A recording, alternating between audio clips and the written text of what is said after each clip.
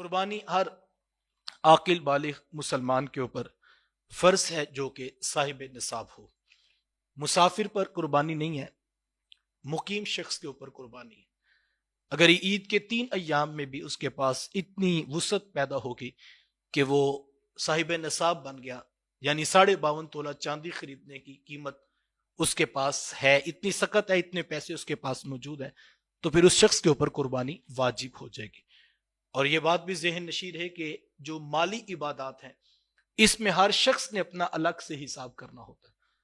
ماں ہے تو اس نے اپنا حساب دیکھنا ہے، باپ ہے تو اس نے اپنے مال کو دیکھنا ہے، بیٹا ہے، بہو ہے، بہن ہے، ہر شخص نے اپنا الگ سے جو ہے وہ کیلکولیٹ کرنا ہے کہ میرے پاس کتنا مال ہے. اگر اس کیلکولیشن کے بعد اس کے پاس اتنی وسعت بن جاتی ہے کہ وہ 52.5 تولہ چاندی خرید سکتا ہے تو پھر اس کے اوپر قربانی کرنا واجب ہوگا. ہمارے ہاں بعض اوقات غفلت کہہ لیجئے یا کم علمی کہہ لیجئے یا لا علمی کی وجہ سے ایسا ہے کہ جو گھر کا سربراہ ہے بس وہی قربانی کرتا ہے. بیٹا الگ سے کماتا ہے، بہو بھی کماتی ہے، بہن بھی کماتی ہے، ماں کے پاس بھی سونا موجود ہے، لیکن صرف کیونکہ والد صاحب سارے اخراجات جو ہے وہ بیئر کر رہے ہیں تو ہم نے جو ہے وہ کہا کہ قربانی صرف وہی کریں گے. ایسا نہیں ہے، یہ ہر شخص نے اپنا الگ الگ سے حساب کرنا ہے. اور اگر کسی کے پاس اتنی وسعت بن جائے تو اس کے اوپر قربانی کرنا واجب ہوگا. اور دوسری بات یہ بھی ہے کہ قربانی کے لیے لازم نہیں ہے کہ آپ 50-60 ہزار روپے کا ہی بکرا خریدیں گے تو پھر قربانی ہوگی.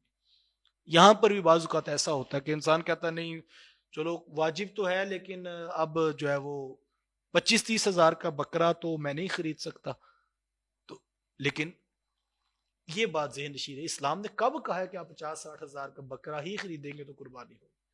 اسلام وسعتوں والا دین ہے، اسلام آسانیوں کا نام ہے. اللہ اکبر. اسلام تو یہ تو صرف قربانی کا معاملہ ہے.